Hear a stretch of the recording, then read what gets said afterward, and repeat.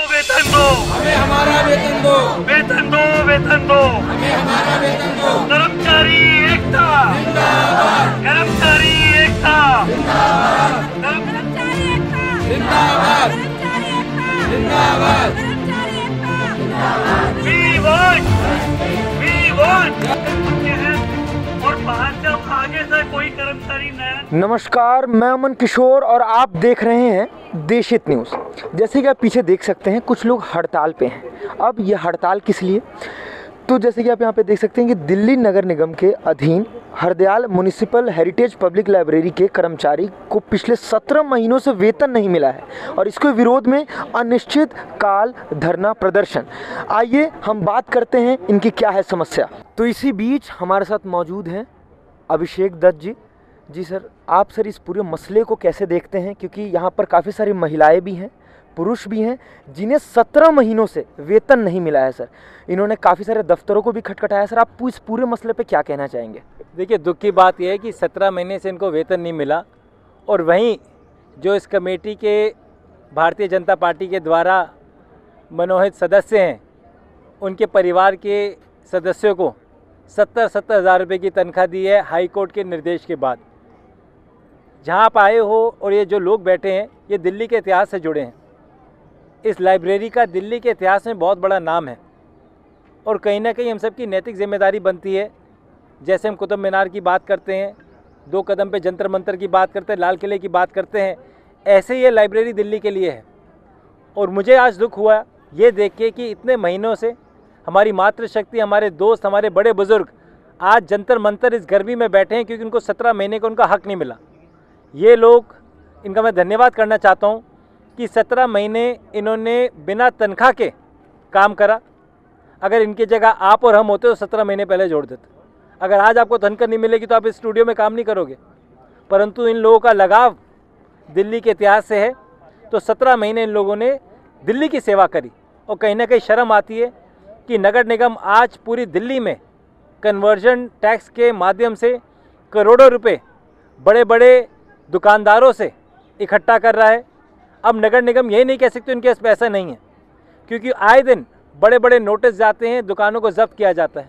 तो ये करोड़ों रुपए जो नगर निगम में आ रहा है ये कहाँ जा रहा है, इस पर भी सोचने की बात है। अच्छा सर, हमने काफ़ी लोगों से बात किया तो वो कह रहे थे कि हम समय पे भी जाते थे, हमने खूब मेहनत की, लेकिन सर तो क्या कारण है कि 17 महीने से इनको वेतन नहीं दिया जा रहा? क्या भ्रष्टाचार सर? देखिए, ये कारण तो अगर अब आप भी नहीं समझ पा रहे तो मेरे ख्याल से आपको आंखों के आगे से चश्मा हटाना पड़ेगा।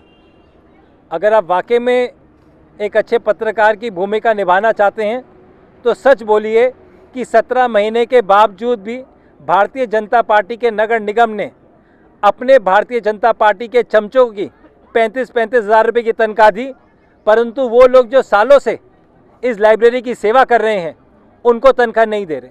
मुझे लगता है, और हो सकता है मैं गलत हूँ, बट मुझे लगता है कहीं ना कहीं इस लाइब्रेरी को भी रेलवे की तरह बेचने की तैयारी ये लोग कर रहे हैं ताकि पुराने लोग जो इस लाइब्रेरी से जुड़े हुए हैं वो लाइब्रेरी को छोड़ दें, वो यहाँ आना बंद कर दें और कच्चों के माध्यम से बहुत जल्द रेलवे LIC की तरह इस लाइब्रेरी को भी बेचा जाए। कहीं ना कहीं इनका षड्यंत्र ज़रूर हो सकता है।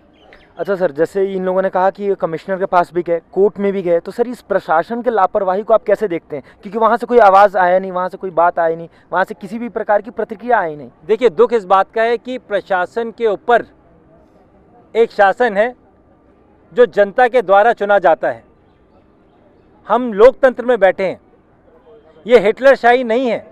यहाँ मेयर को, मुख्यमंत्री को इसलिए बनाया जाता है कि वो लोगों की लड़ाई को लड़ पाए।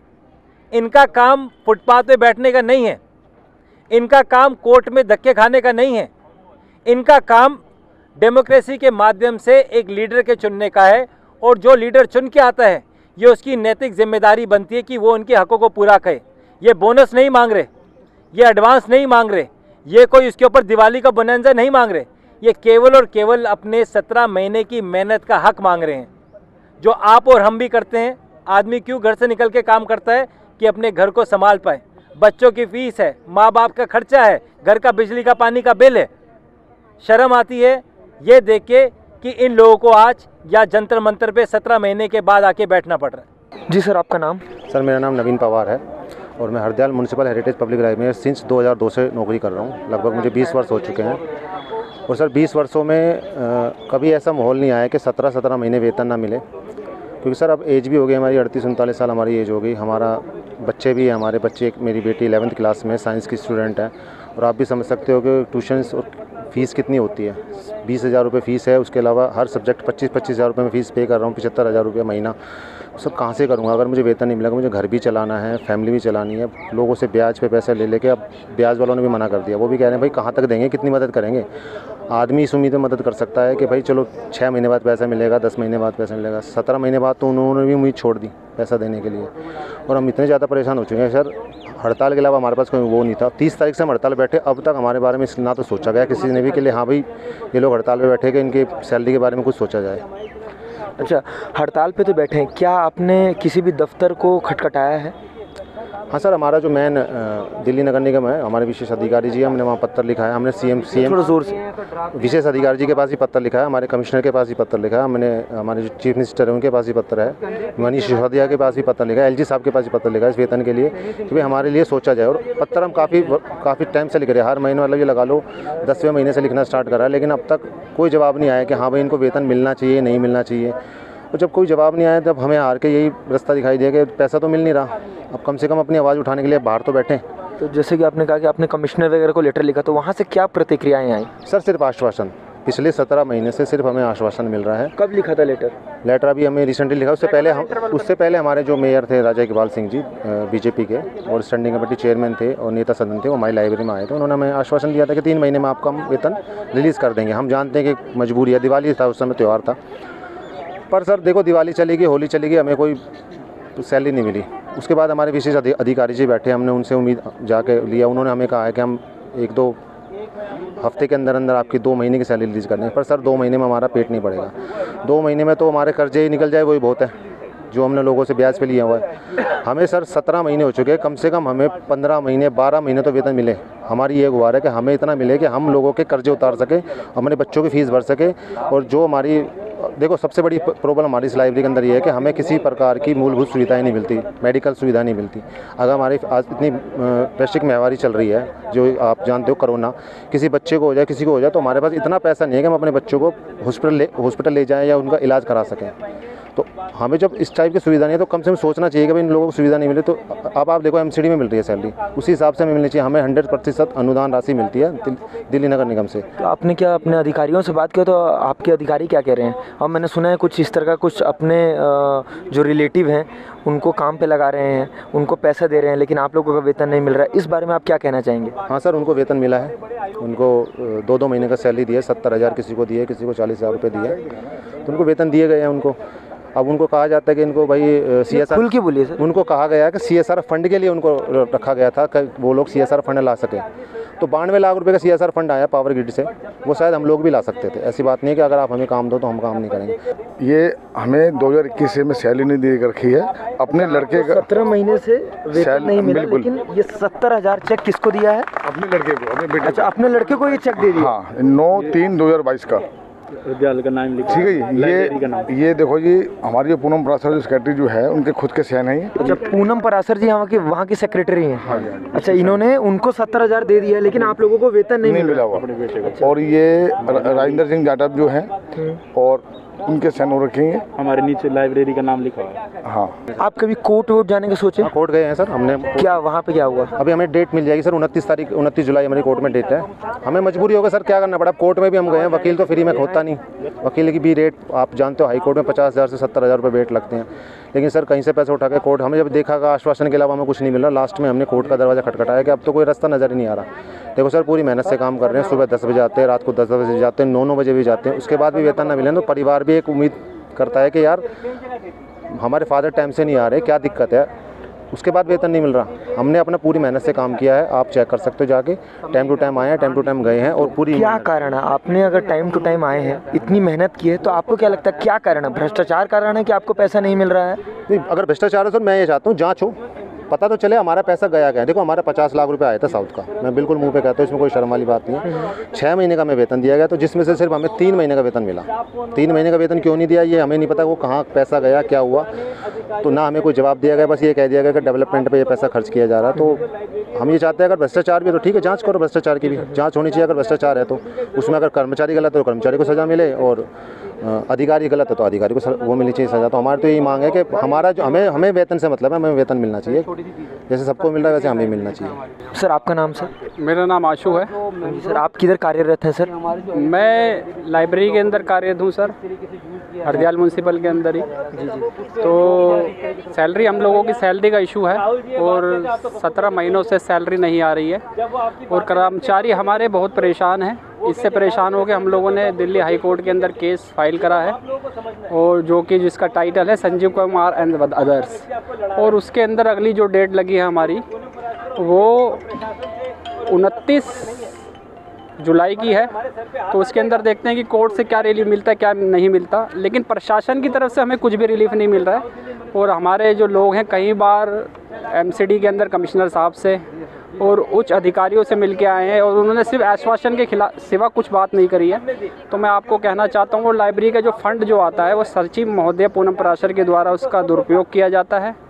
और सैलरी जो है कि सैलरी के फंड में कर्मचारियों को ना देकर उसका मिसयूज़ करके कहीं और, जैसे कि चिल्ड्रन सेक्शन खोलना एफडी तुड़वा कर, और जैसे कि वहाँ पर अपने जो पति अनिल झा का इन्वॉल्वमेंट करना वहाँ पे, और उनके द्वारा वहाँ पे गलत तरीके से जो टेंडर प्रक्रिया का पालन बिना करे हुए टेंडर पास करना, उसका भ्रष्टाचार करना। अच्छा सर, जैसे कि 17 महीने से आपको वेतन नहीं मिला है, ये बहुत बड़ा समय है, तो इस बीच आप लोग किस प्रकार से अपना गुजारा कर रहे हैं सर? उधार लेके कर रहे हैं लोग, कैसे कर रहे हैं, कर्मचारी जो है इंटरेस्ट पे ले रहे हैं। अब लोगों मैं देख रहा हूँ काफ़ी सारे महिला भी हैं जो वहाँ पे कार्यरत हैं, उनको भी नहीं मिली होगी। सभी को नहीं मिली, अब इंटरेस्ट पे लिया। अब लोगों ने भी पैसा इनको देना बंद कर दिया है, और किसी की माली हालत तो मजबूर हार के उन्होंने धरना प्रदर्शन करना क्या सोचा है, और अपनी बात प्रशासन तक पहुँचाने की बात सोची है कि जब तक हमारा सैलरी का इशू और ये भ्रष्टाचार का इशू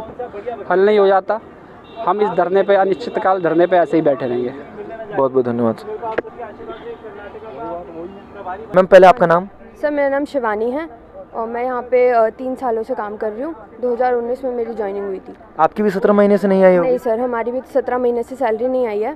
और सर ये जो आप चेक देख रहे हैं इसमें मेरे को सस्पेंड कर दिया गया था 1 जनवरी 2022 को, और उसी डेट पे इन्होंने अपने बेटे को अपॉइंट किया था। तो उसके बाद इन्होंने, जबकि पिछले 2021 से हमें सैलरी नहीं मिली है और उसके बावजूद 2022 की सैलरी इन्होंने अपने बेटे को दे दिया है। तो ये भ्रष्टाचार ही है एक तरीके से। तो मैम आपको सस्पेंड किस लिए किया गया मैम, आप पूरी विस्तार से ज़रा बताएं। पर्सनल मतलब जजेस थे जो उन्होंने मतलब किया कि अपने, और पीएचडी की उनकी पर्सनल पेन ड्राइव थी जिसका उन्होंने मेरे पर वो लगाया एलिगेशन। और मतलब आप अपना पर्सनल वर्क ऑफिस में क्यों लेके आ रहे हैं काम करने के लिए? अगर आपको इतना ही है आप उसको घर पे करिए। उनकी बेटी के जो आपको पता ही है कि वो स्कूल बच्चे जा नहीं रहे थे, उनका काम इतना सारा आता था, तो वो वहाँ के प्रिंट्स तक लाइब्रेरी से निकलवाती थी। उनकी बेटी रोज़ भेजती है कि ये निकालना है, कि वो अपने घर के काम भी यहाँ से करा रही हैं। पूनम पराशर जो सेक्रेटरी है वहाँ की? पूनम पराशर जो सेक्रेटरी है वहाँ की। एंड सर एक और चीज़ है कि वो जो अनिल झा हैं उनके पति हैं, और वो कहते हैं कि मेरा बेटा डिसेबल है। अगर वो डिसेबल है तो how he can be eligible for this job, and उसको पे भी किया गया है। तो फिर 17 महीने से वेतन नहीं मिला, आपको सस्पेंड कर दिया गया, तो किस तरह आपका गुजारा किस तरह चला? सर बहुत मुश्किल हो रहा है कि हमें मतलब जब हमें घर पे देना चाहिए हम उस उम्र में अपने पेरेंट्स से लेके अपना घर खर्चा कर रहे हैं। नमस्कार मैम, आपका नाम? मेरा नाम गुरमीत कौर है। मैं यहाँ पे हिंदी विभाग की इंचार्ज हूँ।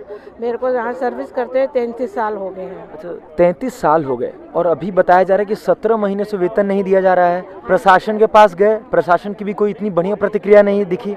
उसके बाद 70,000 रुपये जो आप लोग बता रहे कि पूनम पराशर अपने बेटे को दे दिए, लेकिन आप लोगों की 17 महीने की वेतन रुकी हुई है। अब मैम आपकी आखिरी मांग हमारे चैनल के माध्यम से कि आप क्या मांग रखना चाहेंगे? अब ये चाहते हैं कि हमारी सारे बच्चों को जो सैलरी मिलनी चाहिए वो मिलनी चाहिए।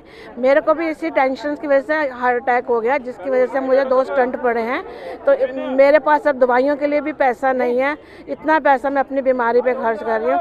मेरी तो बस यही विनती है भाई, हमें अब सैलरी हर हाल में मिलनी चाहिए। जो सस्पेंड हुए बच्चे उनको भी वापस लाना चाहिए। जो कर्मचारी पक्कों से कच्चे किए हैं उनको भी पक्का करना चाहिए। किसी के साथ अन्याय नहीं होना चाहिए, सबके साथ न्याय होना चाहिए, तभी हम लोग आगे कर चलेंगे। हमारे हिंदी विभाग में 88,000 किताबें हैं, जिसमें हमने सिर्फ 3 महीने में 3 कर्मचारियों ने पूरी करके दी। फिर उस करने के बाद मुझे कहने लगे भी आप काम नहीं करते। 88,000 किताबें 3 महीने सिर्फ 3 स्टाफ मेंबर ने हमने की। अब हम तो यही चाहते हैं भी हमें जल्द सैलरी मिले। हम काम करने से अभी भी नहीं डर रहे, जितना मर्जी काम दो लो। रात के 8-8 बजे 10-10 बजे हमने बैठ के काम किया। बस यही कहते हैं भाई हमें सैलरी टाइम से मिल जाए, हमें काम करने से कोई डर नहीं है। तो जैसा कि आपने देखा, Hardayal municipal heritage public library के कर्मचारियों को पिछले 17 महीनों से वेतन नहीं मिला है। दूसरी बात ये उभर के आई कि जो यहाँ के सेक्रेटरी हैं यानी पूनम पराशर, उन्होंने अपने सगे लड़कों को 70,000 रुपये दे, लेकिन इनकी वेतन नहीं आ रही है। और तो और 5 इन्होंने और कर्मचारियों को भी लगा दिया जो कि इनके खास रिश्तेदार थे। और जो तीसरी बात जो उभर के आई है वो ये है कि सभी प्रशासन, सभी दफ्तरों को उन्होंने खटखटाया, लेकिन कहीं से भी उतना बढ़िया प्रतिक्रिया नहीं मिला। अभी के खबरों में इतना ही। बाकी देश और दुनिया की खबरें जानने के लिए देखते रहिए देश हित न्यूज़।